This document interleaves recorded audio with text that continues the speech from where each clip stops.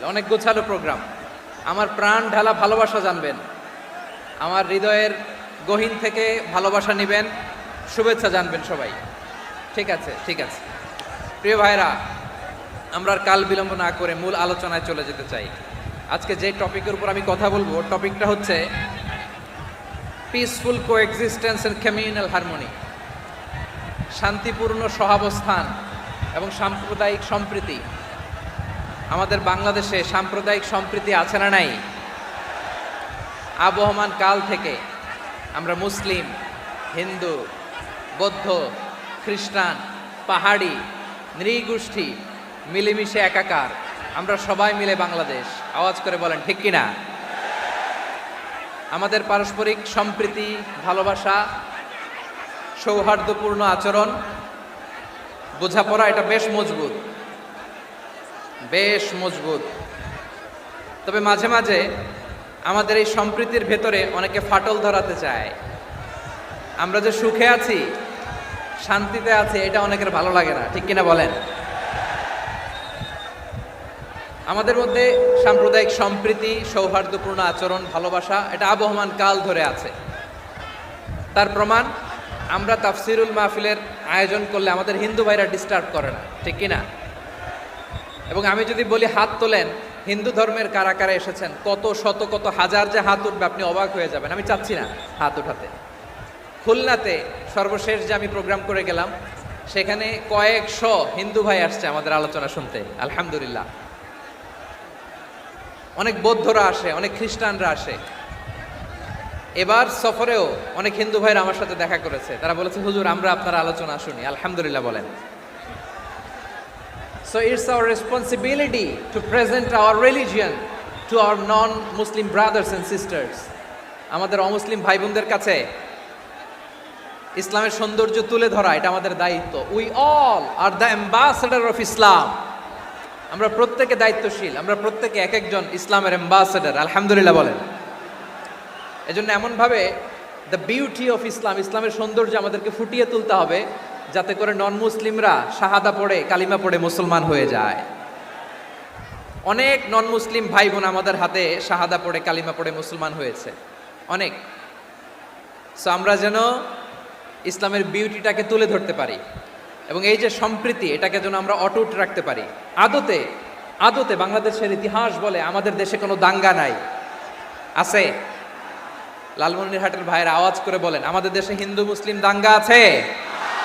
আমরা ভাই ভাই, আওয়াজ করে বলুন তো, আমরা কি ভাই ভাই? কিন্তু কিছু দুষ্ট লোক আছে, তারা আমাদের সম্পর্কের মধ্যে ফাটল ধরাতে চায়, ঠিক কিনা বলেন? মাঝে মাঝে ঝগড়া লাগাতে চায়। দেখবেন পত্রপত্রিকায় দেখা যায় বিভিন্ন ধর্মীয় উপাসনালয়গুলোতে হামলা চালানো হয়। এগুলো রাজনৈতিক উদ্দেশ্য প্রণোদিত, এগুলোর সাথে ইসলামের কোনো সম্পর্ক নাই। এজন্য এই দুর্বৃত্তদের ব্যাপারে আমাদের সাবধান থাকতে হবে।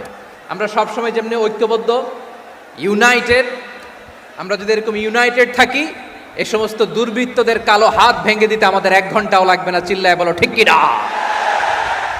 আমরা সংঘবদ্ধ থাকবো। এই যে আমাদের পিসফুল কোএক্সিস্টেন্স, শান্তিপূর্ণ সহাবস্থান। হিন্দুরা পূজা করে, যেদিন হিন্দুদের পূজা অনুষ্ঠান, আমরা ওই দিন তাফসির মাহফিল করি না, ঠিক কিনা বলেন?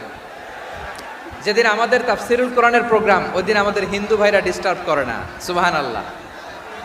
হিন্দুদের পূজা অনুষ্ঠানে মাদ্রাসার ছাত্র যে পাহারা দেয়, গোটা বিশ্বে এরকম দৃষ্টান্ত, নজির বিরল, ঠিক কিনা বলেন? আইন শৃঙ্খলা বাহিনীর পাশাপাশি মাদ্রাসার ছাত্ররা যে সেখানে পাহারা দেয়, গোটা পৃথিবীতে এই দৃষ্টান্ত আপনি পাবেন। মাদ্রাসার ছাত্ররা, তারা তো কোরআনের ধারক, তারা হাদিসের ধারক, তারা কেন মন্দির পাহারা দিবে? এই সম্প্রীতিকে ধরে রাখার জন্য, এই সৌহার্দ্যকে ধরে রাখার জন্য, আমাদের পারস্পরিক ভালোবাসাকে অটুট রাখার জন্য। আওয়াজ করে বলতে হবে ঠিক কিনা? এখন বলেন, আমাদের এই ভালোবাসা অটুট থাক, আমরা চাই কি চাই না? আমরা হিন্দু মুসলিম মিলেমিশে শান্তিপূর্ণ সহাবস্থান, সাম্প্রদায়িক সম্প্রীতি। লালমনিরহাটের ভাইয়ের আওয়াজ করে বলুন, এই সাম্প্রদায়িক সম্প্রীতি আমরা চাই কি চাই না? আল্লাহ এই দেশকে তুমি বরকতময় করো, বাংলাদেশকে তুমি শান্তিময় করো। আওয়াজ করে সবাই বলেন আমিন। এই জায়গাটাতে সামান্য একটু আওয়াজ হচ্ছিল, এটাও থেমে গেছে। আলহামদুলিল্লাহ, আলহামদুলিল্লাহ। এখন একেবারে everything is in my control. মাশাআল্লাহ। ঠিক আছে, আমি মূল আলোচনায় যাই। প্রিয় ভাইরা, আমি বলেছিলাম আমার আলোচনার বিষয় হচ্ছে শান্তিপূর্ণ সহাবস্থান, সাম্প্রদায়িক সম্প্রীতি। আমরা দেখব ইসলাম আমাদেরকে কি কি দিক নির্দেশনা দেয়। শান্ত হইতে হবে। খরগোশের কানের মতো কান দুটো আমার দিকে করে রাখেন। আমি এখনো উঠে যাব, হাত নাড়ায় লাভ নাই, আমি উঠে যাব। তাকায় থাকো আর কান খাড়া, আওয়াজ হবে না। হ্যাঁ, মাশাআল্লাহ, মাশাআল্লাহ, ঠিক আছে। আমরা দেখব যে রাসূল সাল্লাল্লাহু আলাইহি ওয়াসাল্লাম এই পিসফুল কোএক্সিস্টেন্সের জন্য আমাদের কি শিখিয়েছেন, কি কি গাইডলাইন দিয়েছেন। আমরা 1, 2, 3, 4 করে এগুলো আপনাদের সাথে শেয়ার করব। আমি আপনাদের খেদমতে সূরাতুল আনআমের 108 নম্বর আয়াত তেলাওয়াত করেছি। এখানে আল্লাহ রাব্বুল ইজ্জা ওয়াল জালাল তিনি ইরশাদ করছেন, ওয়ালা তাসুব্বুল্লাযীনা ইয়াদউনা মিন দুনিল্লাহি ফায়াসুব্বুল্লাহা আদওয়াম বিগাইরি ইলম কাযালিকা যায়্যান্না লিকুল্লি উম্মাতিন আমালাহুম সুম্মা ইলা রাব্বিহিম মারজিউহুম ফায়ুনাব্বিউহুম বিমা কানু ইয়ামালুন। রব্বুল আলামিন বলেন, গোলাম ও আমার ইমানদার বান্দারা, শোনো শোনো। ও আমার বিশ্বাসী বান্দারা, শোনো শোনো। লা তাসুব্বুল্লাযীনা ইয়াদউনা মিন দুনিল্লাহ ফায়াসুব্বুল্লাহা আদওয়াম বিগাইরি ইলম। ও আমার বিশ্বাসী বান্দারা, যারা আল্লাহকে ব্যতি রেখে, আল্লাহকে বাদ দিয়ে অন্য উপাস্যকে ডাকে, দেবীর পূজা করে, দেবতাদের পূজা করে, তোমরা খবরদার তাদের গালি দিও না। আওয়াজ করে বলেন, কি দিও না? আল্লাহ বলেন, ও বিশ্বাসীরা শোনো, যারা আল্লাহকে বেছে রেখে দেব দেবীর পূজা করে, অন্য উপাস্যের পূজা করে, তাদেরকে ডাকে, ওই দেবতাদেরকে তোমরা গালি দিও না। যদি ওই দেবতাদেরকে গালি দাও, তাহলে ভুলবশত, শত্রুতাবশত তারা তোমাদের রব আল্লাহকে গালি দেবে। ঠিক কি না? তোমরা যদি তাদের দেবতাদের গালি দাও, ওরা রেগে তোমার আল্লাহরে গালি দিবে, তাহলে আল্লাহরে গালি খাওয়ানোর কারণ হয়ে গেলাম আমি। ঠিক কি না বলেন?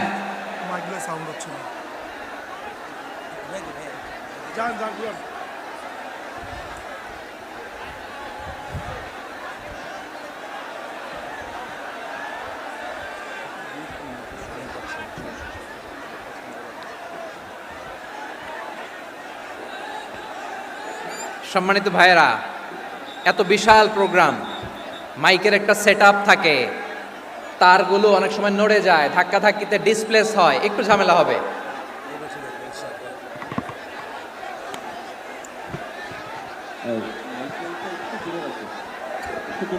ব্যাস ব্যাস ব্যাস, হ্যাঁ,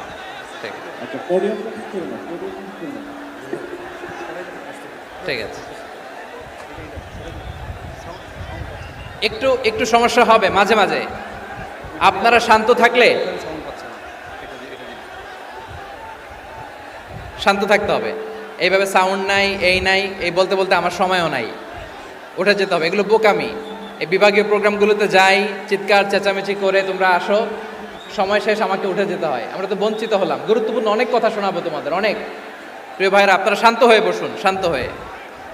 রব্বুল আলামিন বলেন, খবরদার বিশ্বাসীরা, আল্লাহ ছাড়া যারা অন্যান্য উপাস্যদেরকে ডাকে, দেবতাদেরকে ডাকে, তাদেরকে তোমরা গালি দিও না। ওই সমস্ত দেবতাদেরকে যদি তোমরা গালি দাও, তাহলে তারা আল্লাহকে গালি দিবে। ঠিক কিনা বলেন? আমরা দেবতাদের গালি দিলে ওরা আল্লাহকে গালি দিবে। রব্বুল আলামিন বলেন, খবরদার দেবতাদেরকে গালি দিও না, তাহলে ওরা তোমার রব আল্লাহরে গালি দেবে। প্রতিটি জাতির জন্য তাদের কাজকে আমি আল্লাহ সুশোভিত করে রেখেছি। তারা সবাই একদিন আমার কাছেই ফিরে আসবে। এরপর আমি রব্বুল আলামিন তাদের আমলনামা তাদেরকে জানিয়ে দেব। সুবহানাল্লাহ পড়ে। প্রিয় ভাইয়েরা, আল্লাহ তাআলা বলেছেন, খবরদার গালি দিও না। আদেশটা কার? আওয়াজ করে বলেন তো। হিন্দুদের দেবতা দেবদেবীদেরকে গালি দেওয়া যাবে না। আওয়াজ করে বলুন প্রিয় ভাইরা, এই আদেশটা কার? এই আপনাদের গলার আওয়াজ। অন্য ধর্মের দেবতাদেরকে যে গালি দেওয়া যাবে না, এই আদেশটা কার? আরো জোরে বলুন, কার? গালি দিবেন কোন দেবতাকে? দিবেন? যদি দেন তাহলে ওরা আল্লাহরে গালি দিবে, তাহলে আল্লাহরে গালি খাওয়াইলো কে? আপনি। ঠিক কিনা বলেন? আমি আল্লাহকে গালি খাওয়ানোর কারণ হলাম, কারণ আমি যদি গালি না দিতাম ওরা আমার রবকে গালি দিত না। আওয়াজ করে বলেন ঠিক কিনা? তাহলে প্রিয় ভাইয়েরা, ইসলাম আমাদেরকে শিখায়, সূরাতুল আনআমের 108 নম্বর আয়াত থেকে আমরা বুঝলাম কোনো ধর্মকে ছোট করা যাবে না। অন্য ধর্মকে ছোট করা মানে ইসলামকে ছোট করা। অন্য ধর্মের দেবতাকে গালি দেওয়া মানে আল্লাহকে গালি খাওয়ানো। আওয়াজ করে বলেন ঠিক কিনা? খবরদার, এটা করা যাবে না। আর অন্য ধর্মের দেবতাকে যদি আপনি গালি দেন, ওরা ইসলাম থেকে দূরে সরে যাবে। যাও ইসলামের প্রতি আকৃষ্ট হয়েছিল আর কোনোদিন ইসলামের ধারে কাছে আসবে না। আওয়াজ করে বলেন ঠিক কিনা? এজন্য কখনো কোনোদিন অন্য ধর্মের দেবতাদেরকে গালি দেওয়া যাবে না। অন্য ধর্মের কোনো দেবতাদেরকে আমরা গালি দিব না, গালি দিব না, বরং ইসলামের beauty, the beauty of Islam, ইসলামের সৌন্দর্যকে আমরা তুলে ধরব। আমরা যদি বিশ্বনবী সাল্লাল্লাহু আলাইহি ওয়াসাল্লামের জীবনের দিকে তাকাই, তাহলে আমি দেখব বিষ্ণু ইসলাম মক্কাতে কিংবা মদিনাতে অন্য ধর্মের লোকদের সাথে খুব পিসফুলি লাইফ লিড করেছেন। হোক মুশরিক, হোক খ্রিস্টান, হোক ইহুদি, বিশ্বনবী সবার সাথে মিলেমিশে ছিলেন। আলহামদুলিল্লাহ বলেন। ইসলাম হচ্ছে পিসফুল রিলিজিয়ান। অন্য ধর্মের প্রতি সহনশীলতার সবক ইসলাম আমাদেরকে দেয়।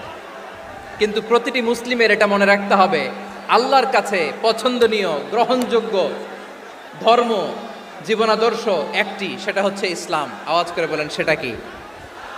লালমনিরহাটের ভাইয়েরা আওয়াজ করে বলুন, আল্লাহর কাছে মনোনীত ধর্ম একটি, সেটা কি? এজন্য রব্বুল আলামিন বলেন, ইন্নাদ-দীনা ইনদাল্লাহিল ইসলাম, আল্লাহর কাছে মনোনীত গ্রহণযোগ্য অ্যাকসেপ্টেড ধর্ম মতাদর্শ একটা, সেটা হলো ইসলাম। ইসলাম ছাড়া অন্য কোনো ধর্ম যদি কেউ তালাশ করে, তার ওই ধর্ম আল্লাহ গ্রহণ করবে না। ওমাই ইয়াবতাগি গায়রাল ইসলামি দীনান ফালাই ইউকবালা মিন ওয়া হুয়া ফিল আখিরাতি মিনাল খাসিরিন।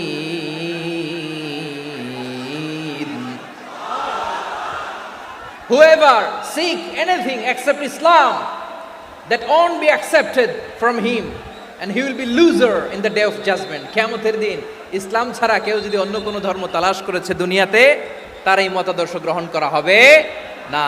and he will be loser, সে হবে লুজার, ক্ষতিগ্রস্ত। হাই হাই কোম্পানির ম্যানেজার, ওর আমও শেষ, সালাও শেষ। আওয়াজ করে বলেন ঠিক কি না? এজন্য ইসলাম পেয়ে আমরা খুশি না বেজার? প্রত্যেক নামাজ শেষে আমরা আল্লাহরে বলি, আল্লাহ রাদিতু বিল্লাহি রাব্বা ওয়া বিল ইসলামি দীনা ওয়া বি মুহাম্মাদিন নাবিয়ান ওয়া রাসূলা। ও আল্লাহ, তোমারে রব হিসেবে পেয়ে আমরা খুশি। ও আল্লাহ, ইসলামকে ধর্ম হিসেবে পেয়ে আমরা খুশি। বিশ্বনবীকে আমাদের রাসূল পেয়ে আমরা খুশি। ঠিক কিনা বলেন?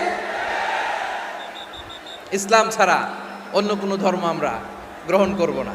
ঠিক কিনা বলেন? আল্লাহর কাছে অ্যাকসেপ্টেড রিলিজিয়ান একটা, সেটা ইসলাম। তো বিশ্বনবী সাল্লাল্লাহু আলাইহি ওয়াসাল্লাম মক্কাতে কিংবা মদিনাতে খুব পিসফুলি এক্সিস্ট করেছেন, যে কোনো ধর্মের সাথে মিলেমিশে চলেছেন। তার প্রমাণ আমরা যদি রাসূল সাল্লাল্লাহু আলাইহি ওয়াসাল্লামের বায়োগ্রাফির দিকে তাকাই, তাহলে দেখব তিনি মুশরিকদের সাথে পিস ট্রিটি করেছেন, শান্তি চুক্তি, পিস ট্রিটি, পিস এগ্রিমেন্ট। আপনারা হুদাইবিয়ার সন্ধির নাম শুনেছেন? আমার লালমনিরহাটের কলিজার টুকরা ভাইয়েরা, হুদাইবিয়ার সন্ধির নাম আপনারা শোনেন নাই? 6ষ্ঠ হিজরিতে বিষ্ণু ঈসা ইসলাম মুশরিকদের সাথে এই ট্রিটি করেছেন, চুক্তি। কাদের সাথে? মুশরিকদের সাথে।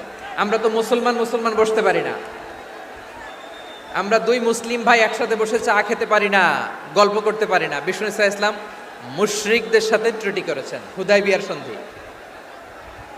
এই সন্ধির আগে মক্কা থেকে কেউ মদিনায় যেতে পারে না, মদিনা থেকে কেউ মক্কায় যেতে পারে না। কিন্তু এই সন্ধির পরে ট্রাফিক স্বাভাবিক হয়ে গেল। মক্কার লোকেরা মদিনায় আসতে পারে, মদিনার লোকেরা মক্কায় আসতে পারে। এটাকে বলে সুলহে হুদাইবিয়া, the peace agreement of Hudaibiya, শান্তি চুক্তি। আমরা পৃথিবীতে এখন অনেক শান্তি চুক্তির নাম শুনি, এগুলো সব the piece treaty of Hudaibiya থেকে কপি করা। আল্লাহু আকবার। তাহলে বিশ্বনবী সাল্লাল্লাহু আলাইহি সাল্লাম তিনি যে শান্তিপূর্ণ সহাবস্থানে বিশ্বাসী ছিলেন, মুসলমানেরা যে অন্য ধর্মের প্রতি সহনশীল তার প্রমাণ হচ্ছে এই পিস ট্রিটি। শুধু তাই নয়, মাইকের সাউন্ডটা একটু বাড়ায় দিতে হবে, খুব দুর্বল, একটু মজবুত করতে হবে, আর একটু ক্লিন করতে হবে, আর সবগুলা জায়গায় সাউন্ড যাচ্ছে কিনা একটু ক্রস চেক করতে হবে। হ্যাঁ, পাবেন পাবেন, দিচ্ছে mic operator, he is trying his level best, দিচ্ছে। মাইক অপারেটর যিনি আছেন, প্রতিটি জায়গায় প্রতিটি সাউন্ড বক্সে যেন আওয়াজ পাওয়া যায়, একটু ক্রস চেক করেন, সাউন্ডটাকে একটু স্ট্রং করে দেন। হ্যাঁ, ঠিক আছে, মাশাআল্লাহ। এদিকে তাকান, এদিকে। মক্কার পার্ট গেল, পিস এগ্রিমেন্ট করলেন, শান্তি চুক্তি। বিষ্ণু ইসলাম মদিনায় যে কি করলেন? মদিনায় যে বিষ্ণু ইসলাম মদিনা চার্টার করলেন, মদিনা সনদ, সাহিফাতুল মদিনা, এটার বলে মদিনা চার্টার। এই যে ওয়েস্টে, ইউরোপে, আমেরিকাতে তারা অনেক চার্টার করে, এই সব চার্টার মদিনা চার্টার থেকে কপি করা। আওয়াজ করে পড়েন সুবহানাল্লাহ। বিষ্ণু ইসলাম মদিনায় গেলেন, মদিনাতে মুসলিম, মুশরিক, ইয়াহুদি, এই তিন ধর্মের লোক মিলে সব স্টেক হোল্ডার যারা আছে সবাইকে নিয়ে বিষ্ণু ইসলাম মদিনা চার্টার করলেন, মদিনা সনদ। পড়েন সুবহানাল্লাহ। শুধু তাই নয়, মক্কাতে বিশ্বনবী পিস এগ্রিমেন্ট করলেন, শান্তি চুক্তি মুশরিকদের সাথে। মদিনাতে যে বিশ্বনবী মদিনা চার্টার করলেন, মদিনা সনদ করলেন ইহুদিদের সাথে। আবার মদিনাতে বিশ্বনবী ইহুদিদের সাথে পিস ডায়ালগ করলেন, ইন্টারফেথ ডায়ালগ করলেন, আন্তধর্মীয় সংলাপ করলেন, যেই সংলাপের মূল ভিত্তি ছিল তাওহীদ। মূল ভিত্তি ছিল কি? তাওহীদ। বিশ্বনবী ইহুদিদেরকে ডাকলেন, আহ্বান করলেন, কুল ইয়া আহলাল কিতাবি তাআলাউ ইলা কালিমাতিন সাওয়াইন বাইনানা ওয়া বাইনাকুম আল্লা না'বুদা ইল্লাল্লাহ ওয়া লা নুশরিকা বিহি শাইআন ওয়া লা ইয়াত্তাখিযা বা'দুনা বা'দান আরবাবাম মিন দুনিল্লাহ ফাইন তাওয়াল্লাউ ফাকুলু আশহাদু বিআন্না মুসলিমুন। সুবহানাল্লাহ পড়েন। বিশ্বনবী মদিনার ইহুদিদের ডেকে বললেন, ও ইহুদিরা, শোনো শোনো, আসো এমন একটা আদর্শের প্রশ্নে আমরা একত্রিত হই, যে আদর্শের প্রচার তোমাদের নবীরাও করেছে, আমিও করি, যে আদর্শের কথা তোমাদের পবিত্র ধর্মগ্রন্থগুলোতে আছে, আমার কোরআনেও আছে, সেটা হলো তাওহীদ। আমরা এক আল্লাহ ছাড়া কারো ইবাদত করব না, আল্লাহর সাথে কাউরে শরীক করব না, আল্লাহ ছাড়া কাউরে রব মানব না। পড়েন সুবহানাল্লাহ। তাহলে আমার প্রিয় লালমনিরহাটের ভাইরা, মদিনাতে যে তিনি মদিনা চার্টার করলেন, মদিনা সনদ, পিস ডায়ালগ করলেন, শান্তির সংলাপ, ইন্টারফেথ ডায়ালগ করলেন, আন্তধর্মীয় সংলাপ, যার ভিত্তি ছিল তাওহীদ। সুবহানাল্লাহ পড়েন। তাহলে অন্য ধর্মের প্রতি সব সময় ইসলাম সহনশীল, টলারেন্স। যদি আপনি দেখতে চান ইসলামের নবী বিশ্ব নবীর দিকে তাকান, ঠিক কিনা বলেন? আমরা তো সংখ্যালঘুদের রাইটস প্রোটেক্ট করার জন্য কত আইন বানাই, কত বৈঠক করি, কত সংবাদ সম্মেলন করি। বিষ্ণু সাল্লাল্লাহু আলাইহি ওয়াসাল্লাম সংখ্যালঘুদের রাইটসের ব্যাপারে, অধিকারের ব্যাপারে যে কথা বলেছেন, শুনলে আপনি অবাক হয়ে যাবেন। বিশ্বনবী বলেন, আলা মান যালামা মুআহাদান আও ইনতাকাসাহু আও কাল্লাফাহু ফাওকা তাআতিহি আও কাল্লাফাহু ফাওকা তাকাতিহি আও আখাযা মিনহু শাইআন বিগাইরি তিবি নাফসিন ওয়া আনা হাজিজুহু ইয়াউমাল কিয়ামা। খবরদার, জেনে রাখো, কেউ যদি কোনো সংখ্যালঘুর উপরে অত্যাচার করে, কোনো সংখ্যালঘুর প্রাপ্য থেকে যদি কেউ কাউকে ঠকায়, সংখ্যালঘুর উপর যদি কেউ কষ্ট দেয়, কোনো সংখ্যালঘুর সম্পদ যদি কেউ জোর করে কেড়ে নেয়, আমি কিয়ামতের দিন বিশ্বনবী ওই সংখ্যালঘুর পক্ষে আর ওই মুসলমানদের বিপক্ষে বাদী হয়ে দাঁড়াবো। সুবহানাল্লাহ বলতে পারলেন না? আল্লাহু আকবার। আপনি নামাজি, আপনি মুসল্লি, আপনি হাজী সাহেব, তাহাজ্জুদ পড়তে পড়তে কপালে দাগ ফেলে দিছেন, আপনার প্রতিবেশী হিন্দু, ভাবছেন আমার তো পাওয়ার আছে, ওর জমিটা দখল করি। বিশ্বনবী বলেন কিয়ামতের দিন ওই হিন্দুর পক্ষে তোর বিরুদ্ধে আমি বাদী হয়ে দাঁড়াবো। পৃথিবীর কোন ধর্মে এরকম স্টেটমেন্ট পাবেন? পাবেন? আপনি ভাবছেন আপনি নামাজ পড়লে হাজী সাহেব কপালে দাগ ফেলায় দিলে আপনি সেলসেলায় জান্নাতে চলে যাবেন না? খবরদার। বিশ্বনবী বলেন কোন সংখ্যালঘুর উপর যদি কেউ আক্রমণ করে, তার প্রাপ্য তাকে না দিয়ে যদি তাকে ঠকায়, তার উপর জুলুম করে, তার সম্পদ যদি কেড়ে নেয়, আমি নবী, তুমি মুসলিম হইতে পারো, মুসল্লি হইতে পারো, তার পক্ষে তোমার বিপক্ষে আল্লাহর দরবারে বাদী হয়ে দাঁড়াবো। আচ্ছা লালমনিরহাটের ভাইরা, কথা বুঝতে পারলে আওয়াজ করে উত্তর দেন। বিশ্বনবী যদি কারো বিপক্ষে দাঁড়ায় কিয়ামতের দিন, আই রিপিট, আমি আবারও বলছি, বিশ্বনবী যদি কিয়ামতের দিন কারো বিপক্ষে দাঁড়ায়, ও তো সেলসেলায়া জান্নাতি, তাই না? জান্নাতি না? যে নবীর সুপারিশ ছাড়া জান্নাতের গেটও দেখা যাবে না, ওই নবী যদি বলে তোর বিপক্ষে আমি বাদী হয়ে দাঁড়াবো, ওই জান্নাতে আর ঢোকার কোনো সুযোগ আমাদের থাকবে? এখানেই শেষ না আমার প্রিয় লালমনিরহাটের ভাইয়েরা, এখানেই শেষ নয়। বিশ্বনবী বলেন মান কাতালা মুআহাদান, বুখারীর বর্ণনা, মান কাতালা মুআহাদান লাম ইয়ারাহ রাইহাতাল জান্নাহ।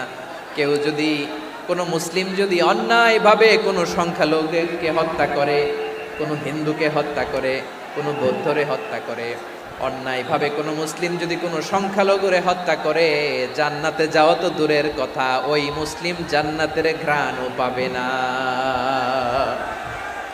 সেই বুখারীর বর্ণনা, মান খাতালা মুআহাদান লাম ইয়ারাহ রাইহাতাল জান্নাহ ওয়া ইন্না রিহাহা লা ইউজাদু মিন মাসিরাতি 40 আমা। যে জান্নাতের ঘ্রাণ 40 বছর দূরের রাস্তা থেকেই পাওয়া যায়। সুবহানাল্লাহ পড়েন। প্রিয় ভাইরা, এখান থেকে জান্নাতে পৌঁছতে লাগবে 40 বছর। এত দূর, কত বছর? সবাই বলেন কত বছর? এখান থেকে জান্নাতে পৌঁছতে লাগবে 40 বছর। এত দূরে থাকতেই জান্নাতের ঘ্রাণ আপনার নাকে এসে ধাক্কা মারবে। বিশ্বনবী বলেন যে ব্যক্তি কোনো সংখ্যালঘুকে হত্যা করে, জান্নাতের ঘ্রাণ তো পাবেই, জান্নাতে তো ঢুকতে পারবেই না, জান্নাতের ঘ্রাণও তার নাকে লাগবে না। পড়েন না আউযুবিল্লাহ। তাহলে সংখ্যালঘুদের ব্যাপারে ইসলামে অধিকার দেয়া আছে না নাই? লালমনিরহাটের ভাইয়ের আওয়াজ করে বলেন, আমার সংখ্যালঘু হিন্দু ভাইদের রাইটস, অধিকার আমাদের ইসলামে প্রোটেক্টেড আছে না নাই? এখানেই শেষ না। বিষ্ণু ইসলাম আপনার অমুসলিম প্রতিবেশীর সাথে ভালো আচরণ করতে বলেছে। আমাদের হয় না, এটা মুসলিম পাড়া, ওটা বৌদ্ধ পাড়া, হয় না? অনেক সময় হয় না, এটা আমাদের মুসলিম পাড়া, ওইটা হিন্দু পাড়া, এরকম আছে না নাই? লালমনিরহাটে নাই না? আছে? হিন্দু যদি আপনার প্রতিবেশী হয় কি করবেন? ওরে কষ্ট দিবেন নাকি? কেন? ও তো হিন্দু, ও তো আমার আল্লাহরে ডাকে না, ওরে কষ্ট দিলে জায়েজ হবে না? খবরদার। বিষ্ণু ইসলাম বলেন মান কানা ইউমিনু বিল্লাহ ওয়াল ইয়াউমিল আখির ফালিউকরিম জারাহ। যে আল্লাহ বিশ্বাস করে আর আখিরাতে বিশ্বাস করে, সেজন্য প্রতিবেশীর সাথে ভালো আচরণ করে। সুবহানাল্লাহ। কলিজা জুড়ায় যায় না আমার নবীর কথাগুলো শুনলে? যে আল্লাহ বিশ্বাস করে, যে আখিরাতে বিশ্বাস করে, সেজন্য প্রতিবেশীর সাথে ভালো আচরণ করে। এখানে বলছে মুসলিম প্রতিবেশী বলছে, নামাজি প্রতিবেশী বলছে, আল্লাহওয়ালা প্রতিবেশী বলছে না। প্রতিবেশী আস্তিক হোক নাস্তিক হোক, প্রতিবেশী মুমিন হোক মুশরিক হোক, প্রতিবেশী হইলেই তার সাথে ভালো আচরণের দরকার আছে না নাই? আমার প্রিয় লালমনিরহাটের ভাইয়েরা, বিষ্ণু ইসলাম ওনার ইহুদি প্রতিবেশীদের দেখাশোনা করতেন। আওয়াজ না শোনা যাক, আমারও তো দেখা যায়, আমারও তো দেখা যায়। তাকায় থাকেন, তাকায় থাকলে সওয়াব হবে। কোরআনের কথা যেখান থেকে হয় এদিকে তাকায় থাকলেই বরকত। তাকায় থাকেন। জি জি, মাইক, আমি তো আর মাইক ঠিক করতে আসি না এদিকে, এই মাইক ঠিক করবো, ওই মাইক ঠিক করবো, ওদিকে পাইলট বলবে হুজুর চলে আসেন। জি বসুন, বসুন, মাশাআল্লাহ। হ্যাঁ, খুব শান্ত, ঠিক আছে। পুলিশ ভাইরা না খেয়ে দিনরাত আপনারা যাতে সুশৃঙ্খল একটা প্রোগ্রাম উপহার পান, এটাই চেষ্টা করতেছে। আপনাদেরকে কষ্ট দিতে আসে নাই, একটু একটু সহযোগিতা করেন। জি মাশাআল্লাহ। হ্যাঁ, ঠিক আছে। আমার প্রিয় ভাইরা, প্রতিবেশী আস্তিক হোক নাস্তিক হোক, মুসলিম হোক হিন্দু হোক তার সাথে ভালো আচরণ করতে হবে। বিষ্ণু ইসা ইসলাম ওনার ইহুদি প্রতিবেশীর বাসায় যেতেন। কোন প্রতিবেশী? ইহুদি। আওয়াজ করে বলেন, কোন প্রতিবেশী? ইহুদি। এক ইহুদি কিশোর বিষ্ণু ইসা ইসলামের খেদমত করতে, ইহুদি ছেলে আমার নবীর খেদমত করতো, তারা ছিল নবীর প্রতিবেশী। তো অনেক দিন হয় ইহুদি ছেলেটা আসে না। বিশ্বনবী খোঁজ দিলেন, ঘটনা কি? একটা ইহুদি ছেলে না আমার খেদমতে আসতো, ছেলেটা কই? খোঁজ নিয়ে জানলেন ছেলেটা অসুস্থ। বিষ্ণু ইসা ইসলাম ওই ইহুদির বাড়িতে চলে গেলেন ওই ছেলেটাকে দেখা করার জন্য, ভিজিট করার জন্য। সুবহানাল্লাহ পড়বেন না? গেলেন, যে দেখে ইহুদি ছেলেটা মুমূর্ষ, যান যান যায় যায় ভাব, বিছানায় পড়ে আছে, তার বাবা দাঁড়ানো।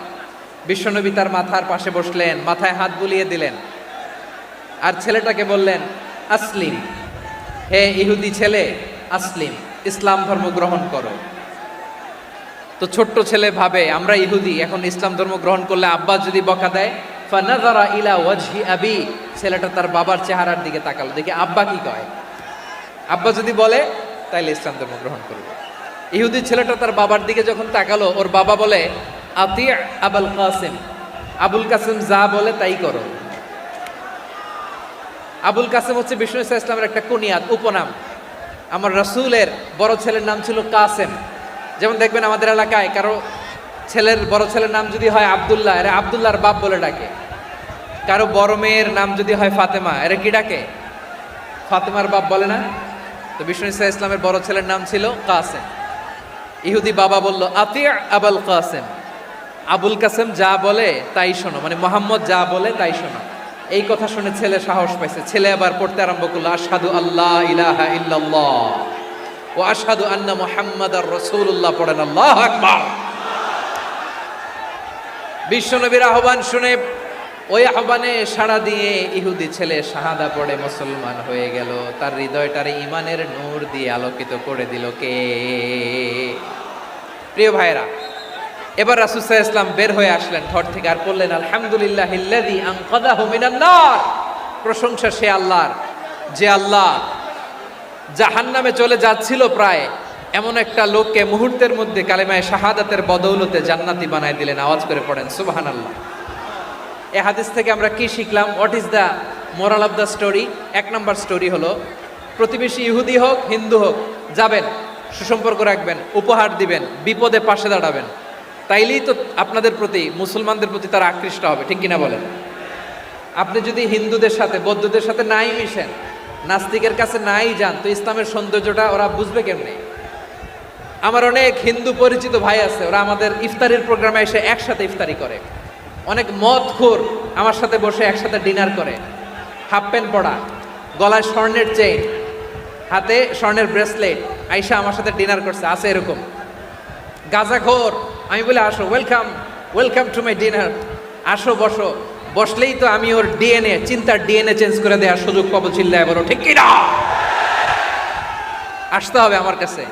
Hour door is open, the door of Islam is open 24/7। সব সময় আমাদের ইসলামের দরজা আমার অমুসলিম ভাইদের জন্য খোলা আছে না নেই? এই হাদিস থেকে দুইটা শিক্ষা। এক নম্বর শিক্ষা, প্রতিবেশী মুসলিম হোক অমুসলিম হোক, যান, অসুস্থ হইলে একটু আপেল নিয়ে যান, আঙ্গুর নিয়ে যান, কমলা নিয়ে যান, তাদের সাথে ভালো আচরণ করেন। ইসলামের বিউটি দেখে, সৌন্দর্য দেখে অবাক হবে, নসিব ভালো হলে কোনোদিন কালিমা পড়ে মুসলমান হয়ে যাবে, ঠিক কিনা বলেন? তাহলে অমুসলিমের সাথে ভালো সম্পর্ক। বিশ্বনবী ইহুদির বাড়িতে গেলেন, ইহুদির বাড়ি, আর আমার মুসলমান ভাই আমার কাফের বলে, এরকম আছে না নাই? মুসলিম মুসলিমরা দেখতে পারে না, সহ্য করতে পারে। বিশ্বনবী সাল্লাল্লাহু আলাইহি ওয়াসাল্লাম ইহুদির বাড়িতে গেলেন, এটা একটা শিক্ষা। আরেকটা শিক্ষা হলো, ভাইয়েরা, ধাক্কা মেরে এসে সামনে এসে কি লাভ? প্রোগ্রাম তো শেষ হচ্ছে, এখনই শেষ হচ্ছে। তো এই যে আমাদের বকশি ভাই ওয়াদা নিল, হাত তোলালো, মিম বলে এত কথা বলল, তো আমি জেলায় জেলায় যেয়ে খালি হাত নাড়াই তোমাদের জন্য নাকি? হ্যাঁ, হাত নাড়াই শুধু। এই ধাক্কাইতে ধাক্কাইতে এদিকে এসে হাত নাড়াইতেছে, হয়েছে তো, দেখলাম তো, ঠিক আছে, মাশাআল্লাহ, অনেক সুশৃঙ্খল, অন্যান্য যে কোনো জেলার চেয়ে অনেক সুশৃঙ্খল। আমার দিকে তাকাও, আমার দিকে তাকাও, ঠিক আছে, এই যে দাঁড়িয়ে আছে, একটা ছেলে নড়ে না, দেখছেন? মাশাআল্লাহ মাশাআল্লাহ মাশাআল্লাহ। হ্যাঁ, এইভাবেই। আর কয়েকটা মজাদার কথা আছে, শোনো। এই হাদিস থেকে আমাদের শিক্ষা হলো, আমার প্রতিবেশী যেই ধর্মের হোক আমি সম্পর্ক রাখবো। অসুস্থ হলে যাব, কি বলেন ভাইরা, যাবেন না?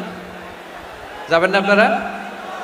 আচ্ছা, 2 নম্বর শিক্ষা হলো, বিষ্ণু ইসা ইসলামের খাদেম ছিল ইহুদি, এতদিন খেদমত করলো, একদিনও বিশ্বনবী ওরা কালিমার দাওয়াত দেয় নাই। কারণ কি? বিশ্বনবী একটা ভালো সময়ের অপেক্ষা করতেছিলেন, প্রপার টাইমিং। দাঈর কাজ হচ্ছে দাঈ ইলাল্লাহ, সে হচ্ছে সুযোগ সন্ধানী। দাঈ সুযোগ খোঁজে, কখন দাওয়া দিলে ব্যাটে বলে হবে, ঝোপ বুঝে কোপ মারে, ঠিক কিনা বলেন? বিষ্ণু ইসলাম ভালো সময়ের অপেক্ষা করতেছিলেন, দেখি ভালো সময় আসুক আসুক আসুক আসুক। আস্তে আস্তে এমন সময় আসছে, ছেলে এবার মুমূর্ষ। অসুস্থ ব্যক্তির হৃদয় অত্যন্ত নরম থাকে। হসপিটালে যখন কেউ যায় তার হৃদয়টা বড্ড নরম থাকে, মৃত্যুর ভয়ে তার অন্তরটা নরম থাকে, ঠিক কিনা বলেন? এই প্রপার টাইমিং এর অপেক্ষা করতেছিলেন। যখনই টাইমিং পেয়েছেন দাওয়াত দিলেন, পড়ো লা ইলাহা ইল্লাল্লাহ, সুবহানাল্লাহ পড়েন সবাই। তাহলে ইসলাম অমুসলিম প্রতিবেশীর সাথে ভালো আচরণ করতে বলে। ইসলাম অমুসলিম মাতা পিতার সাথেও ভালো আচরণ করতে বলে।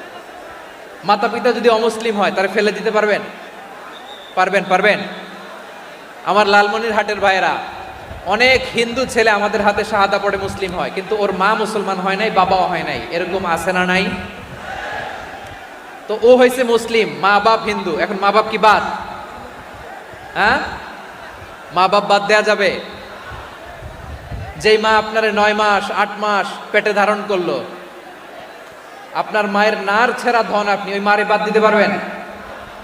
যেই মায়ের বুকের তাজা দুধ খেয়ে আপনি আজকে বাড়ন্ত তাজা তরতাজা, ওই মারে বাদ দেয়া যাবে? ঠিক কিনা? মাকে তো বাদ দেয়া যায় না। وَقَضَى رَبُّكَ أَلَّا تَعْبُدُوا إِلَّا إِيَّاهُ وَبِالْوَالِدَيْنِ إِحْسَانًا। আল্লাহ বলে, অবধারিত 2টা ভার্ডিক্ট তোমাদের জন্য, এক আল্লাহর ইবাদত করবা আর মা বাবার প্রতি ইহসান করবা। আদেশটা কার? মা বাবার প্রতি ইহসান করতে হবে। আমার মা হিন্দু হোক ভালো আচরণ করতে হবে, বৌদ্ধ হোক ভালো আচরণ করতে হবে। আমার যে সমস্ত হিন্দু ভাইয়েরা মুসলিম হয়েছ, তোমাদের মা বাবা এখনো মুসলমান হয় নাই, তাদের সাথে ভালো আচরণ করতে হবে। আপনাদের খেদমত নিজে করতে হবে অথবা খেদমতের ব্যবস্থা করাই দিতে হবে। মান্থলি যে খরচ লাগে এটা দিতে হবে। আরে তুমি এখন মুসলিম, তোমার মা বাবা হিন্দু, এখনই তো সুযোগ ইসলামের সৌন্দর্য দেখানো। এখন মা বাবা যদি দেখে আরে এটা হিন্দু থাকতে তো বদমাইশ ছিল, বেয়াদব ছিল, কি এমন ধর্ম সে গ্রহণ করলো যেটা গ্রহণের সাথে সাথে সে পাল্টে গেল? কি এমন ধর্ম সে গ্রহণ করেছে যেটা তার জীবনকে আলোকিত করে দিয়েছে? নসিব ভালো হইলে তারাও কালিমা পড়ে মুসলমান হয়ে যাবে। বিষ্ণু ইসা ইসলামের স্ত্রীর নাম ছিল আয়েশা রাদিয়াল্লাহু তাআলা আনহা, আবু বকর রাদিয়াল্লাহু তাআলা আনহুর মেয়ে। আবু বকর রাদিয়াল্লাহু তাআলা আনহুর আরেক মেয়ের নাম হচ্ছে আসমা। কি নাম? দুজনই আবু বকর রাদিয়াল্লাহু তাআলা আনহুর মেয়ে, আসমা আর আয়েশা। নাম দুইটা কেমন লাগে? আসমা নামটা কেমন লাগে? আয়েশা নামটা কেমন লাগে? সবার ভালো লাগে নাই? নাম দুটো আপনাদের ভালো লাগে? লালমনিরহাটে অনাগত যদি কন্যা সন্তান হয়, যদি মনে চায় আসমা রেখে দিতে পারবেন, যদি মনে চায় আয়েশা রেখে দিয়েন। দেশে বিদেশে এয়ারপোর্টে রাস্তাঘাটে শুধু বলে হুজুর একটা নাম দেন, আমার ছেলের একটা নাম দেন, মেয়ের একটা নাম দেন। তো আমার মনে আছে যশোরের আবদিনের মাহফিলে আমি 1-2টা নাম দিয়েছিলাম। আজকে লালমনিরহাটের এই প্রোগ্রামে কন্যা সন্তান যদি হয় 2টা নাম দিলাম, আসমা কিংবা আয়েশা। ইনশাআল্লাহ পড়েন। দুজন বোন, এক মায়ের না, বাবা এক মা দুজন। আয়েশা রাদিয়াল্লাহু তাআলা আনহার মায়ের নাম উম্মে রুমান, আর আসমা রাদিয়াল্লাহু তাআলা আনহার মায়ের নাম কুতাইলা বিনতে আব্দুল উজ্জা। আবু বকর রাদিয়াল্লাহু তাআলা আনহু 4টা বিয়ে করেছিলেন। তো একই ঘটনা ঘটেছে এই ফ্যামিলিতে। আসমা ইসলাম ধর্ম গ্রহণ করে মুসলিমা, কিন্তু তার মা কুতাইলা মুশরিকা।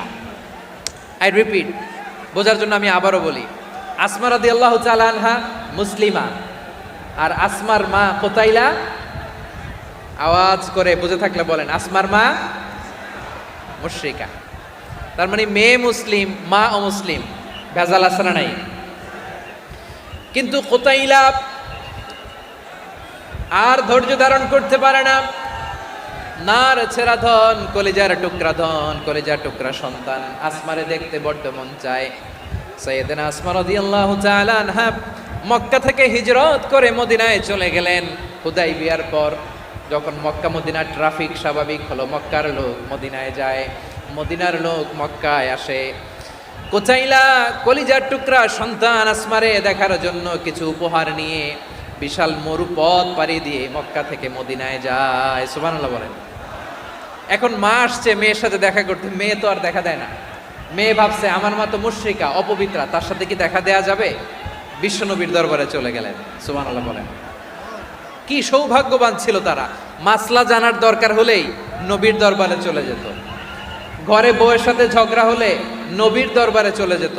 অনেক সাহাবী বলে আমার পেটে ক্ষুধা লাগলো আমি নবীর কাছে চলে যেতাম, কারণ নবীর চেহারার দিকে তাকালেই আমার পেটের ক্ষুধা মিটে যেত। সাইয়েদনা আসমা রাদিয়াল্লাহু তাআলা আনহা বিশ্বনবীর কাছে চলে গেলেন, যে বললেন ইয়া রাসূলুল্লাহ ইয়া হাবিবাল্লাহ ইন্না উম্মি কাদিমাতুন ইলাইয়া ওয়া হিয়া রাগিবা। আমার মা মক্কা থেকে অনেক দূর মরুর পথ পাড়ি দিয়ে উপহার সামগ্রী নিয়ে মদিনায় আমার সাথে দেখা করতে এসেছে গো নবী। আমার জানতে বড্ড ইচ্ছে হয় আমি আমার মুশরিকা মায়ের সাথে একটু দেখা করতে পারবো কিনা।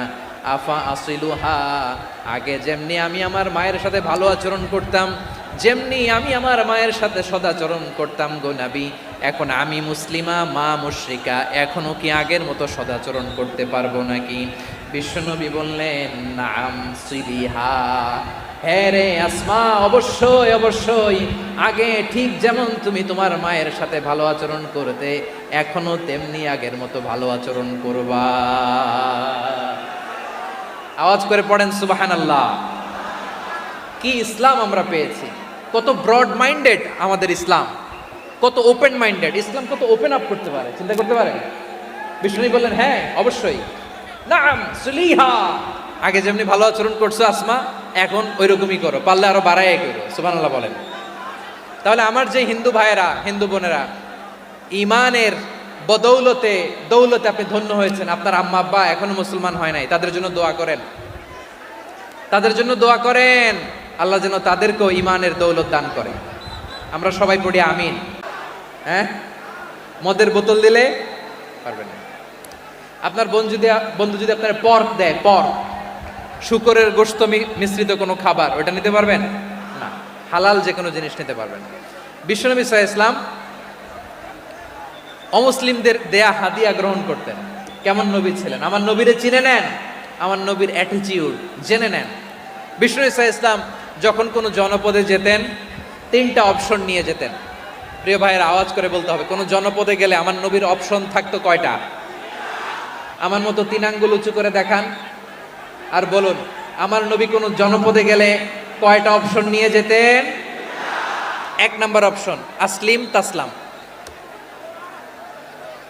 নতুন এলাকায় গেলে বলতেন আসলিম তাসলাম, ইসলাম ধর্ম গ্রহণ করো, শান্তিতে থাকবা, আমার ভাই হয়ে যাবা, আমরা ভাই ভাই, ইসলাম মানো, আমরা ভাই ভাই। অপশন নাম্বার কত? 1।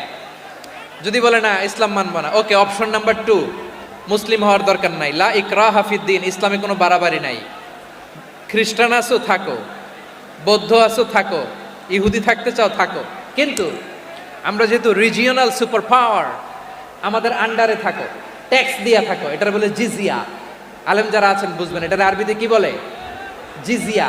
You pay us the tax, we will give you the security. তোমরা ট্যাক্স দিবা, আমরা সিকিউরিটি দিব, আমাদের আওতায় থাকবা, কেউ তোমাদেরকে আক্রমণ করতে পারবে না, আমরা নিরাপত্তা দিব। সুবহানাল্লাহ বলেন। এটা অপশন নাম্বার কত? আচ্ছা বুঝে থাকলে বলেন 1 নাম্বার অপশন কি ছিল? ইসলাম, ইসলাম মানো, শান্তিতে থাকবা, ভাই ভাই, আমরা ভাই ভাই। অপশন নাম্বার 2, ট্যাক্স দাও, আমরা নিরাপত্তা দিব, মুসলিম হওয়া লাগবে না। এখন 1 নাম্বারও মানে না, 2 নাম্বারও মানে না, মুসলিম হব না, ভালো, খ্রিস্টান থাকো, ট্যাক্স দাও, আমরা সিকিউরিটি দিব না, এটাও মানি না। বিষ্ণু বলেন তাহলে তলোয়ার আমাদের আর তোমাদের মাঝে ফয়সালা করবে, মুসলিমও হবা না, ট্যাক্স দিবা, নিরাপত্তা দিব, আমাদের, আমরা সুপার পাওয়ার, আমাদের আন্ডারে থাকবে, এইটাও না, তাহলে তোমাদেরকে তো আমরা বিশ্বাস করতে পারি না, কখন না কখন বিশ্বাসঘাতকতা করো, কার সাথে মিলে হাত মিলাও, তলোয়ার আমাদের মাঝে ফয়সালা করবে, তখন তিনি জেহাদের সশস্ত্র সংগ্রামের ঘোষণা দিতেন। সুবহানাল্লাহ পড়েন। দেখেন পশ্চিমারা জেহাদকে এইভাবে চিত্রায়িত করে না। ওরা জেহাদ বলতে বোঝায় তলোয়ার, হাত কাটো গলা কাটো না। জেহাদ সশস্ত্র সংগ্রাম 3 নম্বরে।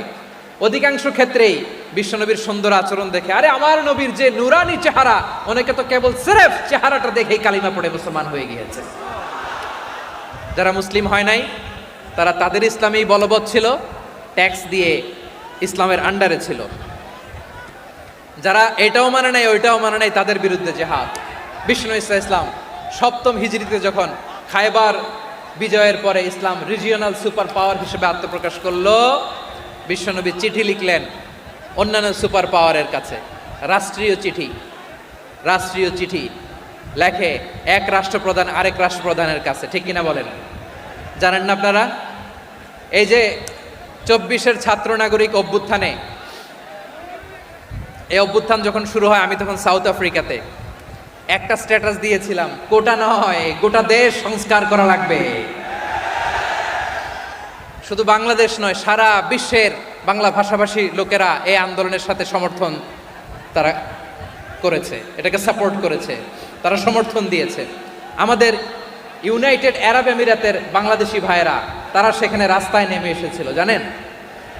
ওইখানে ডেমনস্ট্রেশন করা যায় না, সেখানকার সরকার তাদেরকে যাবজ্জীবন দিয়েছিল। তখন আমাদের এই যে প্রধান উপদেষ্টা ডক্টর মোহাম্মদ ইউনূস সরাসরি G2G বলে, এটারে G2G, government to government, G2G, উনি চিঠি লিখলেন যে তাদেরকে, ইউর হাইনেস, হে সম্মানিত আমির, আপনি আমার এই চিঠির কারণে আমার সম্মানে এই 53 জন বাংলাদেশিকে মাফ করে দেন।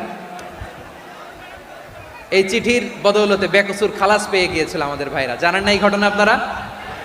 তাহলে গভর্নমেন্ট টু গভর্নমেন্ট চিঠি দেওয়া হয়। 7ম হিজরিতে বিষ্ণু ইসলাম সব সুপার পাওয়ারের কাছে চিঠি দিলেন, রোমান সম্রাটের কাছে, পারস্য অধিপতির কাছে, মিশরের অধিপতির কাছে, সবার কাছে চিঠি লিখলেন। চিঠির ভাষা ছিল এরকম, মিন মুহাম্মাদিন রাসূলিল্লাহ ইলা মুকাউকিস আযীমিল কিবত, মুহাম্মদ রাসূলুল্লাহর পক্ষ থেকে মিশরের বাদশার কাছে, আসলিম তাসলাম, ইসলাম মানো শান্তিতে থাকবা, সালামুন আলা মান ইত্তাবা আল হুদা, শান্তি তার জন্য যে হেদায়েতের অনুসরণ করে। সুবহানাল্লাহ পড়েন। তো এই চিঠি অনেকে ভালোভাবে রিসিভ করেছে, অনেকে এই চিঠি পাওয়ার পরে নবীর কাছে আবার ইন রিটার্ন উপহার পাঠিয়েছে। কি পাঠিয়েছে? উপহার। মিশরের বাদশা মুকাউকিস তিনি বিশ্বনবীকে বিশাল এক উপহারের ডালি পাঠিয়েছেন।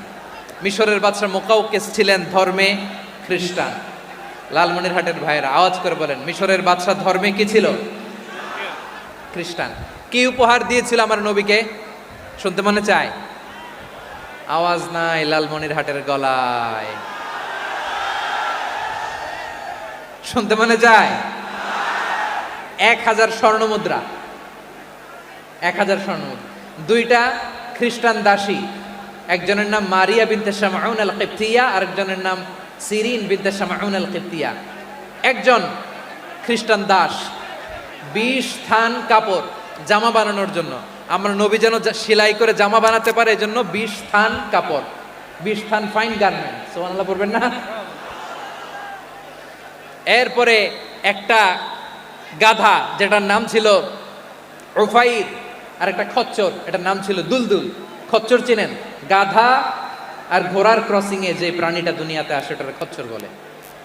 তো এই যে সুপার পাওয়ার খ্রিস্টান বাদশার কাছে নবী চিঠি লিখলেন, ওই খ্রিস্টান বাদশা আমার নবীকে উপহার দিল। বিশ্বনবী এই উপহারগুলো সানন্দে গ্রহণ করেছে। সুবহানাল্লাহ পড়বেন না? তাহলে অমুসলিম কেউ যদি আপনাকে উপহার দেয়, হালাল উপহার হলে আপনি গ্রহণ করতে পারবেন। অনুরূপভাবে পারস্যের বাদশা, রোম সম্রাট বিশ্বনবীকে উপহার পাঠিয়েছেন, আমার নবী সবগুলো উপহার গিফট গ্রহণ করেছেন। সুবহানাল্লাহ বলেন। তাহলে প্রিয় লালমনিরহাট আওয়াজ করে বলুন, ইসলাম কি ন্যারো মাইন্ডেড রিলিজিয়ন না ব্রড মাইন্ডেড? আম্মাজান আয়েশার কাছে মাসালা জানতে চায় মেয়েরা, হে আম্মাজান, অগ্নি উপাসকেরা তাদের ঈদের দিন নওরোজের সময় আমাদেরকে পাখি দেয়, নেওয়া যাবে? উনি বললেন, ওরা জবাই করে দিলে নেওয়া যাবে না, কিন্তু ওরা যদি ফলমূল এরকম খাবার দেয় এগুলো নেওয়া যাবে। তার মানে অমুসলিমদের দেয়া উপহার এটা গ্রহণ করা যায়। সুবহানাল্লাহ বলেন। শুধু তাই নয়, বিষ্ণু ঈসা ইসলাম অমুসলিমদের সাথে আর্থিক লেনদেনও করেছেন, ফিনান্সিয়াল ডিলিং করেছেন। অমুসলিমদের সাথে প্রয়োজনে আপনি ফিনান্সিয়াল ডিলিং করতে পারবেন। আমরা প্রায় দেখি বাজারের মিষ্টির দোকানগুলো আমার হিন্দু ভাইদের। লালমনিরহাটে মিষ্টির দোকান, দইয়ের দোকান কারা চালায়? হিন্দুরা চালায় না। তারপরে যে বারবার শপ, চুল কাটে যে নাপিত, অধিকাংশ নাপিতের দোকানে কারা? আমার হিন্দু ভাইরা। তা আপনি চুল কাটতে পারবেন কিনা বলেন? পারবেন। তার দোকান থেকে দই মিষ্টি কিনতে পারবেন কিনা? হ্যাঁ, আমার মুসলিম ভাইয়ের দোকান থাকলে ওইটারে আমি বেশি প্রায়োরিটি দিব, ঠিক কিনা? কিন্তু যদি তাদের সার্ভিস নিতে চান, প্রোডাক্ট নিতে চান, পারবেন। তার দলিল সহিহ বুখারী, আম্মা জান আয়েশা রাদিয়াল্লাহু তাআলা আনহা বলেন, ইশতারা রাসূলুল্লাহ সাল্লাল্লাহু আলাইহি ওয়াসাল্লাম মিন ইয়াহুদিন তুআমান ওয়া রাহানাহু দিরআহু মিন হাদিদ। রাসূল সাল্লাল্লাহু আলাইহি ওয়াসাল্লাম এক ইহুদির কাছ থেকে, কার কাছ থেকে? সবাই বলে নাই, কার কাছ থেকে? আমার নবী, পেয়ারা নবী এক ইহুদির কাছ থেকে জব কিনেছিল, জব, বার্লি, যেটা দিয়ে রুটি বানায়। ওই জবের দাম দেওয়ার টাকা পয়সা নবীর কাছে ছিল না, ফলে নবী ওনার একটা পোশাককে মর্গেজ রেখেছিলেন, মর্গেজ, বন্ধক, যে এখন এটার দাম দিতে পারবো না, কয়েক কেজি বার্লি নিয়ে যাই আর বন্ধক হিসেবে আমার জামাটা রেখে গেলাম, যেদিন দাম দিব ওই দিন জামাটা ছুটায় নিয়ে যাব। সুবহানাল্লাহ পড়বেন না? বাকিতে নিছিলেন, বাকিতে। দিরআহু মিন হাদিদ, লোহার তৈরি বর্ম, মানে যুদ্ধের পোশাক, লোহা দিয়ে বানানো। বিশ্বনবী বললেন, কয়েক কেজি জব দাও, টাকাটা পরে দিব, এখন টাকা নাই, বন্ধক হিসেবে, মর্গেজ হিসেবে আমার জামা রেখে গেলাম, যখন টাকা দিব জামা ছুটায় নিব। আওয়াজ করে বলতে হবে সুবহানাল্লাহ। এ থেকে বোঝা গেল অমুসলিমদের সাথে ফিনান্সিয়াল ডিলিং করা যায়, অর্থনৈতিক লেনদেন করা যায়, কেনাবেচা করা যায়, প্রোডাক্ট কেনা যায়। এমনকি আমাদের মসজিদে নববীতে বারান্দায় আপনারা একটা অটোমেটিক ফ্লাইং আমব্রেলা দেখছেন? সূর্য যখন বাড়ে মসজিদে নববীর বারান্দায়, ইয়ার্ডের মধ্যে অটোমেটিক্যালি কিছু আমব্রেলা আছে, সাঁ করে খুলে যায়, আর সূর্যের তাপ লাগে না। আবার সন্ধ্যাবেলায় এই আমব্রেলাগুলো ওরা ক্লোজ করে ফেলে, দেখেন নাই না? দেখছেন? এই মসজিদে নববীকে সর্বোচ্চ উন্নত মানের কনস্ট্রাকশন ইনফ্রাস্ট্রাকচারে ডেভেলপ করার জন্য কর্তৃপক্ষ কিছু অমুসলিম ইঞ্জিনিয়ারের, ডিজাইনারের সহায়তা নিয়েছিল। সুবহানাল্লাহ বলেন। কোন দলিলের ভিত্তিতে? এই দলিলের ভিত্তিতে যে বিষ্ণু ঈসা ইসলাম অমুসলিমদের সাথেও লেনদেন করেছেন। আওয়াজ করে বলতে হবে আল্লাহু আকবার। শুধু তাই নয়, ইন কেস অফ ইমার্জেন্সি, প্রয়োজনে ইসলামের খাতিরে, ইসলামকে সামনের দিকে এগিয়ে নিয়ে যাওয়ার জন্য অমুসলিমদের সাপোর্ট নেওয়া জায়েজ আছে। সুবহানাল্লাহ বলেন। অমুসলিমদের সাপোর্ট নেয়া, তাদের থেকে অর্থ নেয়া, পলিটিক্যাল সাপোর্ট, পলিটিক্যাল অ্যাসাইলাম নেওয়া জায়েজ আছে। আমাদের অনেক বিশ্ববরেণ্য দায়ীরা আমেরিকায় অস্থায়ীভাবে অ্যাসাইলাম নিয়ে থাকে, নিজের দেশে গেলে ফাঁসিতে ঝুলাই দিবে। যুগ যুগ ধরে দায়ীদের উপর এরকম অত্যাচার আর নির্যাতন আছে না নাই? মিশরের অনেক দায়ীরা পাশ্চাত্যে যেয়ে থাকে, এই যে তারা পলিটিক্যাল অ্যাসাইলাম নিয়ে থাকে, রাজনৈতিক আশ্রয়ে, এটা জায়েজ আছে না? এটা যে জায়েজ আছে তার প্রমাণ স্বয়ং বিশ্বনবী সাল্লাল্লাহু আলাইহি ওয়াসাল্লাম পলিটিক্যাল সাপোর্ট নিয়েছিলেন অমুসলিমদের কাছ থেকে। সুবহানাল্লাহ বলেন। খুব মজাদার একটা ঘটনা, শুনবেন? আপনাদের আগ্রহ দেখে তো মনে হয় না শোনার ইচ্ছা আছে। আছে আছে? গলায় জোর আছে? লিল্লাহি তাকবীর, লিল্লাহি তাকবীর, নারে তাকবীর। মাশাআল্লাহ।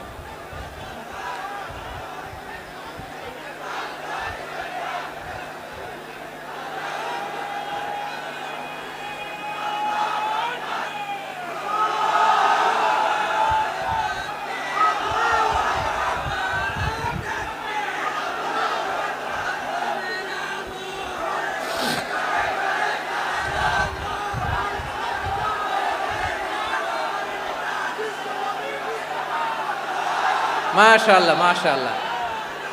থামুন, থামুন আমার ভাইয়েরা। বিশ্বনবীর বয়স তখন প্রায় 51 বছর। কত বছর? বিশ্বনবীর সবচেয়ে কাছের মানুষ খাদিজা রাদিয়াল্লাহু তাআলা আনহা ইন্তেকাল করেছেন। বিশ্বনবী বড্ড কষ্ট পেলেন, হৃদয়টা ভেঙে খান খান। যিনি ঘরের ভেতরে বিশ্বনবীকে সান্ত্বনা দিতেন, ভালোবাসা দিতেন, বাইরে গেলে কোরাইশরা বকাঝকা করে, অত্যাচার করে, কিন্তু আম্মাজান খাদিজা রাদিয়াল্লাহু তাআলা আনহা ঘরটারে এমন শান্তির নীর বানায় রেখেছেন, এই ঘরের ভিতরে ঢুকলে বিশ্বনবীর কলিজাটা ঠান্ডা হয়ে যেত। এজন্য রব্বুল আলামিন বলেন, খাদিজা, ও আমার বান্দি খাদিজা, জান্নাতে এমন স্পেশাল একটা ঘর আমি তোমার জন্য রেডি করে রেখেছি। ওই ঘরের মধ্যে কোনো আওয়াজ নাই, ওই ঘরের মধ্যে কোনো নয়েজ নাই, ওই ঘরে কোনো বিশৃঙ্খলা নাই। কারণ মক্কার জমিনে আমার নবী কুরাইশদের বিশৃঙ্খলা, নয়েজ আর ঝামেলাগুলোকে উপেক্ষা করে যখন তোমার ঘরের ভিতরে ঢুকতো, ঘরটারে তুমি শান্তির নীর, ঠান্ডা, নীরব, নিস্তব্ধ, নিঝুম আর শান্তির নীর বানিয়ে রেখেছো। এজন্য জান্নাতে স্পেশাল একটা শান্তির নীর আমি তোমারে উপহার দেব। ওই প্রিয়তমা স্ত্রী খাদিজা ইন্তেকাল করলেন, বিশ্বনবীর হৃদয় ভেঙে খান খান। আবার ওনার চাচা আবু তালেব ইন্তেকাল করলেন, যিনি পলিটিক্যাল শেল্টার দিতেন নবীকে। কে দিতেন? আবু তালেবের ভয়ে, বিশ্বনবীর এই চাচার ভয়ে কোনো মুশরিক নবীর গায়ে হাত দেওয়ার সাহস পায় নাই। এখন স্ত্রীও নাই, চাচাও নাই, নবীকে আশ্রয় দেওয়ার কেউ নাই, নবীর চারদিকে অন্ধকার। নবী এখন কই যাবেন? আমার পেয়ারা নবী নতুন স্টেশন খুঁজতেছেন, নতুন দাওয়াতি প্ল্যাটফর্ম খুঁজতেছেন। তিনি যায়েদ বিন হারেসা রাদিয়াল্লাহু তাআলা আনহুকে নিয়ে মক্কার পাশের একটা নেইবরিং সিটি তায়েফে চলে গেলেন। কোথায় চলে গেলেন? লালমনিরহাটের ভাইয়ের আওয়াজ করে বলেন, কোথায় গেলেন? তায়েফে চলে গেলেন দিনের দাওয়াত দেওয়ার জন্য। কি দেওয়ার জন্য? নাকি জমি কিনতে গেছিলেন? জমি কিনতে, দুনিয়ার যশ খ্যাতির জন্য, নিজের কোনো লাভের জন্য? তায়েফবাসীদেরকে জাহান্নামের আগুন থেকে বাঁচানোর জন্য। আওয়াজ করে বলতে হবে, ঠিক কিনা? বিশ্বনবী বিশাল মরুপথ, পাহাড়ি পথ পাড়ি দিয়ে তায়েফের মরুজমিনে গেলেন কোরআনের দাওয়াত নিয়ে, ইমানের দাওয়াত নিয়ে। কিন্তু তায়েফের লোকেরা বিশ্বনবীর দাওয়াতকে শুধু প্রত্যাখ্যান করেই থামে নাই, তারা বিশ্বনবীর সাথে অত্যন্ত খারাপ আচরণ করেছে। বিশ্বনবীকে শারীরিকভাবে হেনস্থা করেছে, আমার নবীকে শারীরিকভাবে অত্যাচার করেছে, আমার পেয়ারা নবীর গায়ে পাথর মেরেছে, বিশ্বনবীর গা বেয়ে ঝরঝর করে রক্ত ঝরেছে, নবী জামিনের মধ্যে লুটিয়ে পড়েছেন, আবার মেরেছে, আবার নবী হাঁটতে শুরু করলেন, পেছন থেকে আবার মেরেছে, আবার নবী রক্তাক্ত হয়ে জামিনের মধ্যে লুটিয়ে পড়লেন, আবার মেরেছে। বিশ্বনবীর মতো এত সুশ্রী মানব, বিশ্বনবীর মতো এত শুভ্র মানব, বিশ্বনবীর মতো এমন চমৎকার দেহাবয়ব দিয়ে রব্বুল আলামিন কাউকে বানান নাই। এরকম চমৎকার মানুষটাকে তারা তায়েফের ওই জমিনে রক্তাক্ত করেছে। বিশ্বনবী দুনিয়ার কোনো স্বার্থের জন্য সেখানে যান নাই, নিজের কোনো লাভের জন্য, প্রাপ্তির জন্য যান নাই, তায়েফবাসীদের জাহান্নামের আগুন থেকে বাঁচাতে গিয়েছেন। ঠিক কিনা বলেন?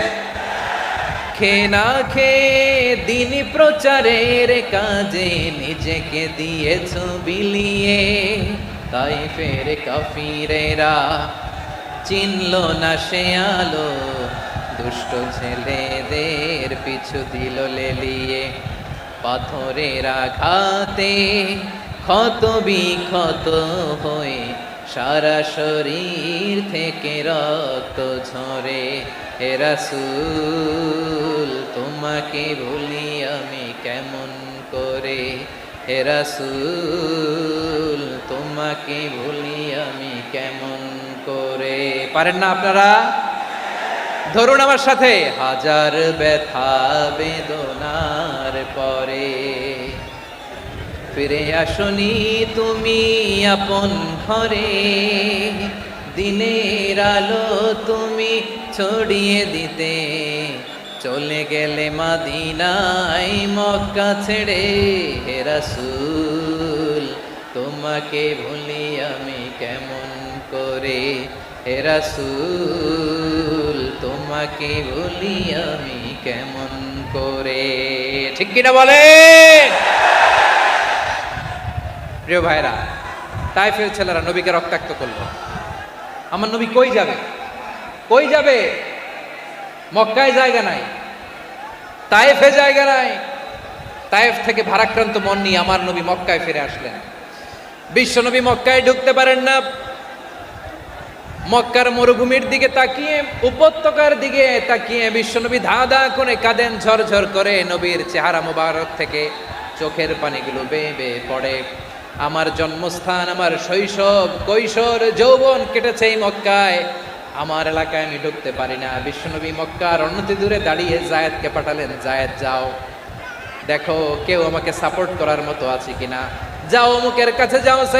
জায়েদ গেলেন, তারাও প্রত্যাখ্যান করে ফিরিয়ে দেয়। বিশ্বনবী বললেন যাও অমুক লোকের কাছে যাও, তিনিও প্রত্যাখ্যান করে ফিরিয়ে দিলেন। কেউ বিশ্বনবীকে আশ্রয় দিতে রাজি হয় না। নিজ জন্মভূমিতে বিতাড়িত বিশ্বনবী, সর্বশেষ বিশ্বনবী বললেন যাও মুতঈম ইবনে আদির ঘরে যাও। মুতঈম ইবনে আদি মুশরিক, তার কাছে যাও। গেলেন, মুতঈম ইবনে আদি রাজি হয়ে গেল। সুবহানাল্লাহ বলেন।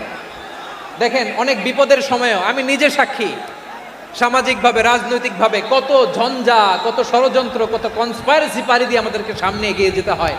এই শত্রুদের ভেতরেও একজনকে দাঁড় করিয়ে দেয় যে আল্লাহর কোরআনের জন্য রেডি হয়ে যায়। করেন সুবহানাল্লাহ। মুতঈম ইবনে আদি, আল্লাহ তার মনকে নরম করে দিলেন। মুতঈম বলে, মুহাম্মদ আমি তোমাকে আশ্রয় দিব। তার দুই ছেলেকে পাঠালেন, যাও খোলা তলোয়ার নিয়ে, স্কট দিয়ে, গার্ড অফ অনার দিয়ে মোহাম্মদকে মক্কায় ঢুকাও, আর বলো আমি আমান দেব। আমান কি দিব? আমান মানে সিকিউরিটি, নিরাপত্তা। সিকিউরিটি ছাড়া, আমান দেওয়া ছাড়া কেউ থাকতে পারতো না মক্কায়। দুই ছেলে বিষ্ণু ইসা ইসলামকে নিয়ে আসলো। নবী কাবার চারদিকে তাওয়াফ করলেন, নামাজ পড়লেন।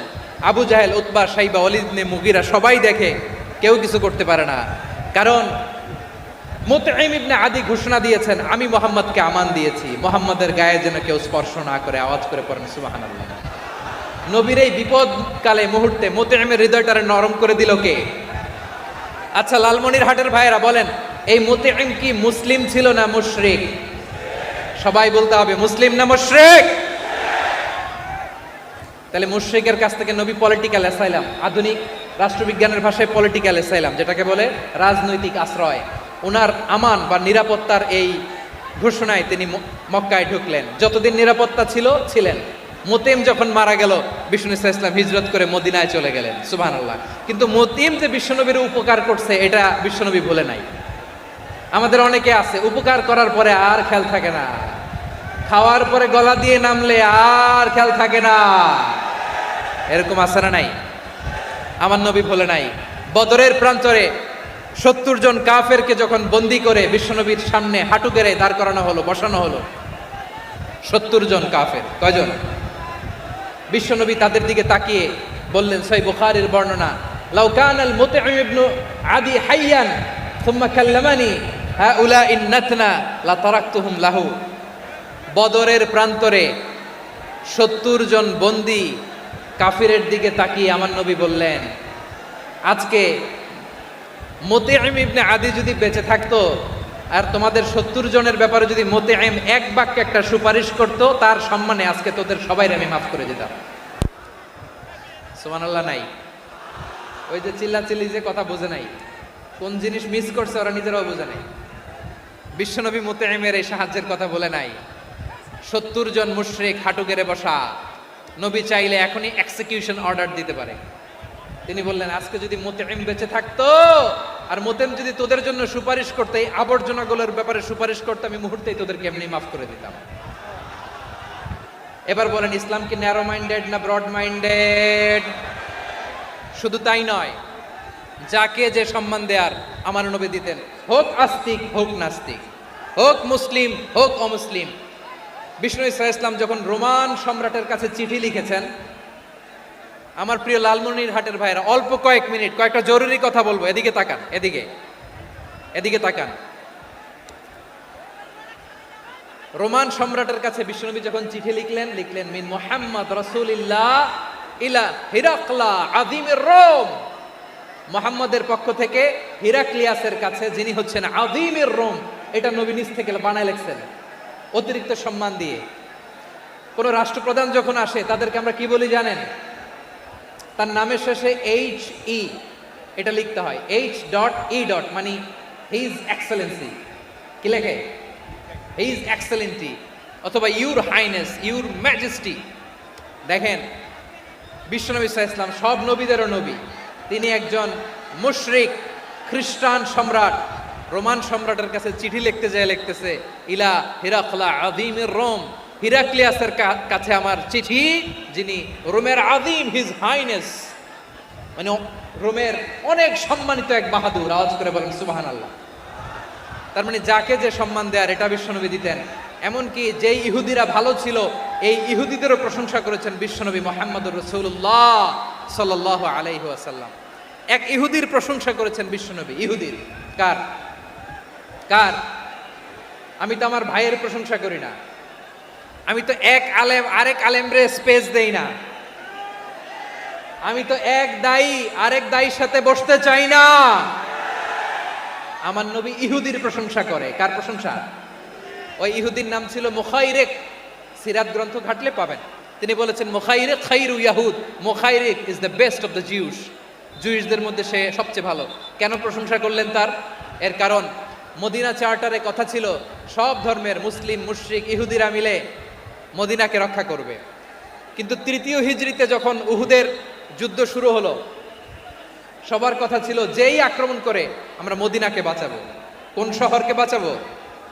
মদিনাকে। কিন্তু কুরাইশরা যখন অ্যাটাক করলো, ইহুদিরা আর আসে না, ইহুদিরা আর বেরোয় না।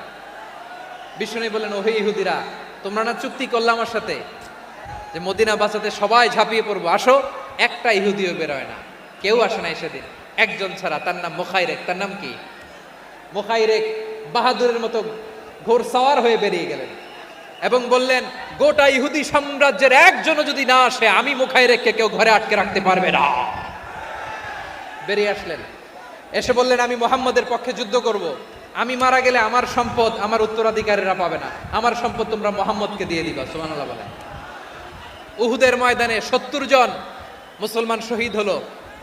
এই ইহুদি সেও মুসলমানের পক্ষে যুদ্ধ করে নিহত হলো। সুবহানাল্লাহ বলেন। মুসলিমদের লাশ যখন নিয়ে আসা হলো, এই মুখাইরিকের লাশও নিয়ে আসা হলো। মুসলিমদের লাশের পাশে মুখাইরিকের লাশ দেখে বিশ্বনবী মুখাইরিকের প্রতি অনেক খুশি হলেন। আর বিশ্বনবী খুশি হয়ে বললেন, মুখাইরিক খায়রু ইয়াহুদ, মুখাইরিক যদিও তুমি ইহুদি, তারপরেও তুমি সব ইহুদিদের মধ্যে সেরা ইহুদি। পড়েন সুবহানাল্লাহ। আমার নবী ইহুদিকেও সম্মান দিতে কার্পণ্য করে নাই। আওয়াজ করে বলেন আল্লাহু আকবার। প্রিয় ভাইরা, এবার সর্বশেষ আওয়াজ করে বলেন, ইসলাম কি ন্যারো মাইন্ডেড নাকি ব্রড মাইন্ডেড? সবাই বলেন, ন্যারো মাইন্ডেড না ব্রড মাইন্ডেড? এজন্য অমুসলিম হইলেই তারা আমাদের শত্রু নয়। শত্রু কারা? এই লালমনির হাটের ভাইয়েরা শোনেন, শত্রু কারা? যে সমস্ত অমুসলিম আমাদেরকে নিশ্চিহ্ন করে দিতে চায়, যে সমস্ত অমুসলিম আমাদের ভূখণ্ড থেকে আমাদেরকে তাড়িয়ে দিতে চায়, যে সমস্ত অমুসলিম আমার ধর্ম নিয়ে তুচ্ছতাচ্ছিল্য করে চিল্লায় বলেন ঠিক কিনা, তারা আমাদের শত্রু। সাধারণ অমুসলিমরা আমার শত্রু নয়। এই যে হিন্দুরা থাকে এরা আমার ভাই, বৌদ্ধরা আমার ভাই, খ্রিস্টানরা আমার ভাই, ইহুদিরা আমার ভাই। তারা দিনই ভাই নয়, তারা মায়ের পেটের ভাই নয়, তারা মানবিক দিক থেকে ভাই। ও মানুষ, আমিও মানুষ। ইসলাম মানুষকে সম্মান করে, চিল্লায় বলো ঠিক কিনা। যারা আমাদের অস্তিত্বকে নিশ্চিহ্ন করতে চায়, যারা আমাদের ভূখণ্ডকে দখল করতে চায়, যারা আমাদেরকে নিয়ে মকারি করে, ফান করে, টিটকারি করে, আমার ধর্ম নিয়ে খেলা করে, তাচ্ছিল্য করে, ওদের বিরুদ্ধে আমাদের জিহাদ। সাধারণ মুসলিম আমাদের শত্রু নয়। আপনি জানেন নিউ ইয়র্কে, আমি তো নিউ ইয়র্কে ছিলাম অনেকদিন, ওখানে ফিলিস্তিনিদের পক্ষে যখন আমরা মিছিল করেছি, অনেক ইহুদি আমাদের সাথে মিছিলে দাঁড়িয়েছে। কারণ ওরাও জানে এই ভূখণ্ড ফিলিস্তিনিদের ভূখণ্ড। আওয়াজ করে বলো লালমনির হাট ঠিক কিনা। ইসরায়েলের রাজধানী খোদ তেল আবিবে অনেক ইহুদিরা বেঞ্জামিন নেতানিয়াহু তার বিরুদ্ধে মিছিল করেছে। তো তারা কি আমাদের শত্রু? না। অনেক খ্রিস্টান আমাদের সাথে আমাদের স্বার্থ রক্ষায় আমাদের পাশে দাঁড়িয়েছে। খেয়াল রাখবেন, হিন্দু আর হিন্দুত্ববাদ এক নয়, ইহুদি ধর্ম আর জায়নিজম এক নয়। জায়নিজমের বিরুদ্ধে আমাদের সংগ্রাম, আমাদের জেহাদ। চিল্লায় বলেন ঠিক কিনা।